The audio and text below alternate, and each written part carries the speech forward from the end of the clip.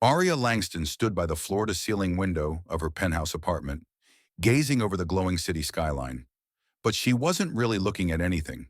The lights below flickered like distant stars, but her eyes were hollow, her heart heavy with betrayal. She was 27, the only child of tech mogul Jonathan Langston, and heiress to Langston Dynamics, an empire built on innovation and strategy.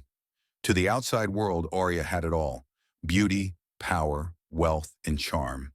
But behind the designer dresses and red carpet smiles, she was just a woman suffocating in silence. The silence had grown louder 3 days ago. She had returned home early from a business trip to Paris, hoping to surprise her fiancé, Brandon. But it was she who was surprised, devastated, when she walked into her own living room and heard the voices of betrayal. Brandon's voice, and Elise's, her best friend since college. "She's too busy to notice anything," Brandon had said, laughing softly. "You and I could take her for everything she's got, and she wouldn't even blink." Aria had stood frozen, invisible in the hallway, as Elise replied with a chuckle that pierced through her like glass. "She's blind in every way that counts." Blind. That word echoed in her mind. They were planning to take over parts of her company using secret shares and legal tricks Aria had unknowingly signed during her engagement, all while pretending to love her, pretending to care. She didn't confront them. She didn't cry. She just left. Over the next 2 days, Aria canceled her wedding plans, fired her legal team, and sold off her personal shares. She quietly took control of her assets, froze all external access, and cut off communication from everyone, family included. The betrayal had gone too deep. What good was love, friendship, or loyalty when people only saw you for your bank balance? But one sentence from that night kept haunting her. "She's blind in every way that counts." What if she really was blind? Would people still treat her with kindness?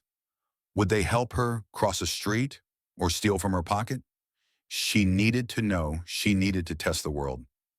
3 days later, Aria Langston disappeared. In her place, a blind woman named Lena Rose emerged, dressed in thrift store jeans, a loose hoodie, and sunglasses that covered her perfectly functioning eyes. She had rented a small ground-floor studio apartment in a working-class neighborhood in Buffalo, New York, far from the polished marble halls of Manhattan. The air smelled like old bricks and motor oil. Dogs barked in the distance. Someone across the street played a guitar out of tune. She stepped cautiously off the bus, gripping a white cane she had trained herself to use over the last 48 hours. Her driver's license and credit cards were gone, replaced by a fake state ID under the name Lena Rose.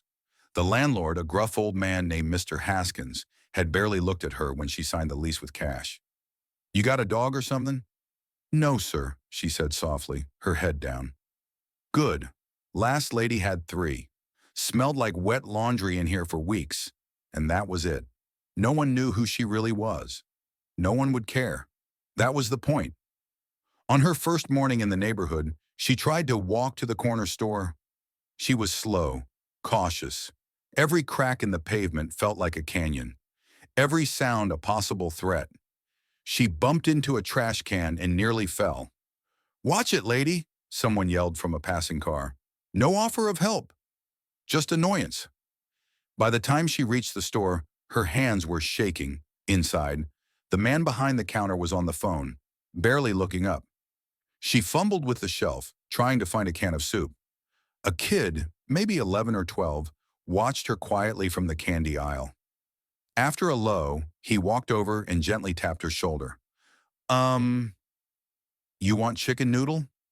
It's here, to your left, one shelf down." She blinked, turning toward the voice. "Yes, thank you," he smiled. "I'm Jace. I live down the street. You new?" "Yes, just moved in yesterday." He didn't ask about the cane, didn't ask why her sunglasses looked too perfect for someone poor. He just helped her find 3 more items and even carried them to the counter. The man behind the register still didn't look up, just rang the items and grunted, "11.25. Aria pulled out her folded bills, handing them shakily across the counter. She knew she'd handed him a 20. He gave her back a 5. No change, no receipt.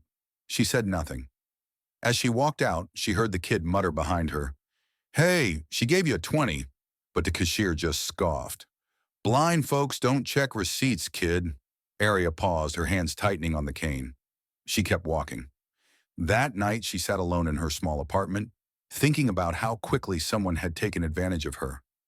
Just a few hours into her new life, and the world had already begun to show its teeth, but she also thought about the boy, Jace, a stranger, a child. And yet, in a world of indifference, he had reached out with simple kindness. Maybe there was still hope. The next morning, she met another stranger. She had dropped a quarter near a subway grate and was crouching to feel for it when a gentle voice called out, "You dropped something." She stood slowly, feeling unsure. A man in his late 30s, lean with tired eyes and hands stained with black polish, held out the coin. "Thanks," she said. "You shouldn't bend near the grates," he added with a faint smile. "They eat things, like wallets or heels," she chuckled unexpectedly. "Good to know." "I'm Miles," he said simply. "I run the shoe repair shop around the corner." "Lena," she replied, giving the name she had chosen. "Nice to meet you." "Need help crossing the street?" She hesitated. "Yes, please." He didn't grab her. He didn't tug. He just offered his elbow, and she accepted it. One careful step at a time, she crossed to the other side. That night, she opened a notebook and began writing. One child, one shoemaker. 2 acts of kindness, 1 theft. She smiled faintly as she closed the book. The world wasn't all bad, but it wasn't all good either, and her test had only just begun. The morning Aria Langston became Lena Hayes was gray and quiet. She wore no makeup, no designer clothes, just faded jeans, an oversized hoodie, and dark sunglasses that covered half her face. In her hand, a sleek white cane tapped uncertainly against the sidewalk. Her driver, confused but obedient, dropped her off at the edge of a modest neighborhood in Brooklyn without asking questions. She had rented a small one-bedroom apartment under the alias Lena Hayes, using an assistant to arrange everything discreetly. The building was old but clean. The hallway smelled faintly of cinnamon and laundry detergent. It was the kind of place where people knew each other's names, where doors stayed unlocked a little longer, and where children played on the stoop until sunset. Aria stepped inside, heart racing. She wasn't blind, but for the next few weeks, she would pretend to be. Her idea wasn't just a stunt, it was a cry for clarity. After the betrayal from Brandon and Elise, Aria had lost her trust in people. Every smile felt fake, every compliment suspicious. She needed to know, were people still kind when there was nothing to gain? She chose blindness because it stripped away control. In this world, she wouldn't be Aria Langston the millionaire. She'd be a vulnerable woman relying on the kindness of strangers. She hoped somewhere in that vulnerability, she'd find truth. Her first day in the neighborhood was a test of nerves. Navigating as a blind person wasn't easy. She had trained with a mobility coach for 2 weeks before starting this social experiment. Even so, every sound felt louder, every surface foreign. Her cane tapped uncertainly as she made her way down the block to the small corner store for groceries. Inside, she stood quietly near the entrance, trying to locate the counter. Ma'am, you okay?" a voice asked gently. She turned slightly. "Yes, sorry, I'm blind. Could someone help me find a basket?" There was a pause, then a girl's voice, young, kind. "Of course, I'm Jada. Here, take my arm." Aria reached out, surprised by the warmth and sincerity in the girl's voice. As they walked together, Jada described everything they passed: cereal boxes, fresh fruit, the sound of a humming refrigerator. "You new around here?" she asked casually. Aria nodded. "Just moved into the building on 6th Street. "Well, welcome. Most people around here are chill. Just don't let Mrs. Goldstein catch you stepping on her roses. She'll talk your ear off." Aria smiled behind her glasses. "Thanks for the warning." By the time she left the store, her bag filled with simple groceries, she already felt a flicker of something she hadn't in a long time: hope. But not everyone was like Jada. Later that afternoon, as she sat on the building's front steps, trying to listen to the world around her, 2 teenage boys walked by. One whispered, loud enough for her to hear, "Bet she fakes it to get free stuff." The other laughed. "Probably got a camera crew somewhere." Her heart twisted. She kept her head down, saying nothing. Let them think what they wanted. This wasn't about them. The next day brought another test. She visited a local shoe repair shop owned by an elderly man named Miles Bennett. The bell jingled overhead as she stepped in. The shop smelled of leather, glue, and polish, a strangely comforting blend. "Need help, miss?" a deep voice asked. "Yes," she said quietly. "I'm blind. I think I've worn the soles out of my shoes." "Come sit," he said, no hesitation in his voice. "I'll take a look." She walked slowly, guided only by the tapping of her cane, until she felt a soft hand on her elbow. "I got you," he said gently. "Don't worry." He helped her into a chair and knelt to inspect her shoes. As he worked, he talked, not in the loud, slow tone people sometimes used around the blind, but in a soft, respectful murmur. "You're new in the neighborhood," he said. "I never forget." "Forget a voice." She smiled faintly. "I just moved in." "Well, welcome. These shoes got a few more miles left in them. I'll patch them up, no charge." "No charge?" she repeated, startled. "Kindness don't cost a thing," he replied, standing. "Besides, it's rare to see someone who walks instead of rides these days." She swallowed hard. "Thank you." Miles didn't ask for her name. He didn't ask for money. He just fixed the shoes, polished them carefully, then placed them back in front of her feet like a gift. As she stood to leave, he added one more thing. "If you ever need company, I got an old radio and a coffee pot that still works. You're welcome anytime." That night back in her apartment, Aria cried. Not because she was sad, but because she had felt something she hadn't in years. Humanity. But the test was far from over, and not everyone she would meet would offer kindness without a price. She was about to discover just how complicated people could be, how some kindness had strings, and how even lies could lead to truth. And somewhere along the way, she would find someone who would see her, even when the rest of the world thought she was blind. Absolutely. Here's the third full part of the story, continuing directly from part 2. Days passed, and Lena, Aria's new identity, began to settle into her borrowed world of darkness. Each morning she walked slowly to the corner bakery, guided by her cane, head down. She had learned to count her steps, feel the edges of the sidewalk with her shoes, and listen for traffic. She kept her pace deliberate and her face soft. Pretending to be blind was harder than she thought. Every move had to be intentional, every gesture stripped of eye contact. And in that blindness, she started to see. Her neighbors were a mix of warmth and suspicion. Mrs. Rodriguez from apartment 2B brought her homemade tamales. "Just in case you're too tired to cook, mija." A teenager named Mason helped her with groceries, even though he never smiled or said more than 2 words. And then there was the quiet old man downstairs. Miles, a shoe repairman with kind hands and tired eyes. He had approached her gently on her second week. "You dropped your glove," he'd said, lifting it from the pavement. When she reached for it with uncertain hands, he didn't. One rainy afternoon, Aria sat on the small park bench across from the community center. The drizzle soaked through her hoodie, but she didn't move. Being Lena had shown her something she had never expected: raw humanity. There were no paparazzi here, no shareholders, no fakes pretending to like her Instagram posts.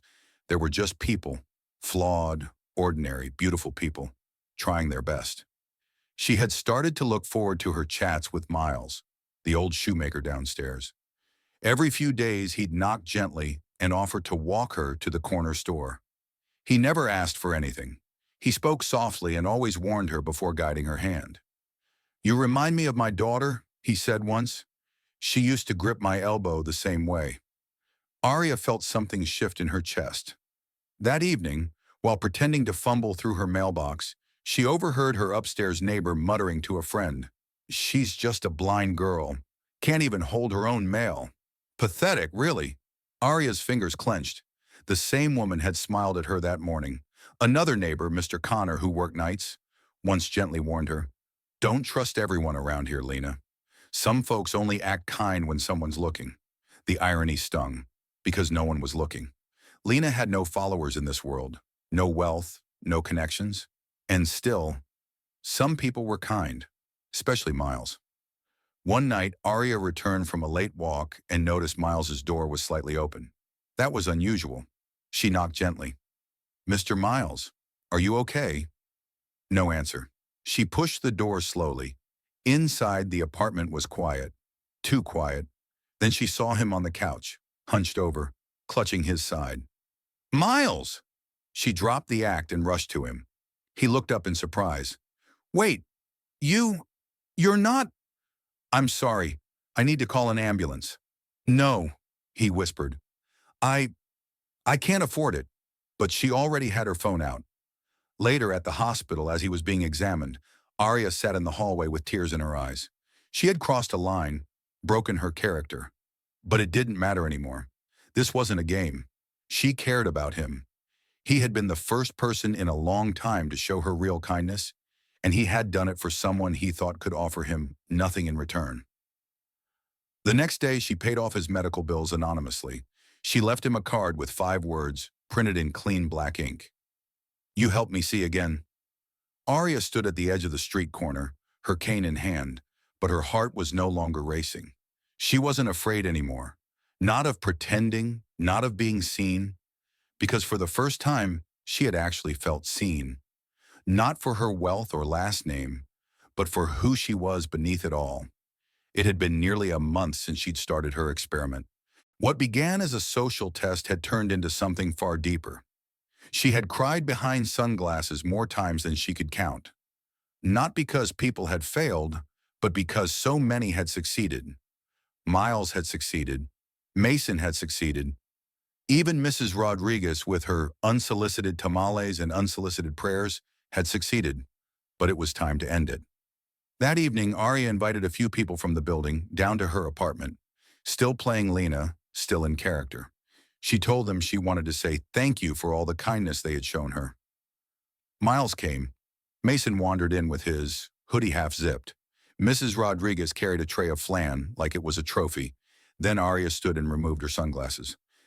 I have something to tell you, she said, her voice shaking. I'm not blind. The room froze. Mason's jaw dropped. Mrs. Rodriguez whispered something under her breath. Miles didn't flinch. I came here pretending to be blind because I didn't know who I could trust anymore, Arya confessed. I'd been lied to, used. I needed to know if people could be kind without recognition, without knowing I had anything to offer them. Tears welled in her eyes. But you were kind, all of you. You helped me when you didn't have to. You protected me when you thought no one was watching. Miles leaned forward, his voice soft but steady. You didn't come here to test people. You came here to find yourself. And I think you did. The next day, Arya left Brooklyn, but not for good. She returned to her penthouse, and within weeks, Langston Dynamics announced a new division, Project Human Sight, a community outreach program focused on funding small neighborhood businesses, offering scholarships, and helping elderly workers like Miles keep their doors open. Arya went back to Brooklyn often, not as Lena, not as a millionaire, but as Arya Langston, neighbor, friend, and someone forever changed. People she met never asked for anything in return, but they gave her everything.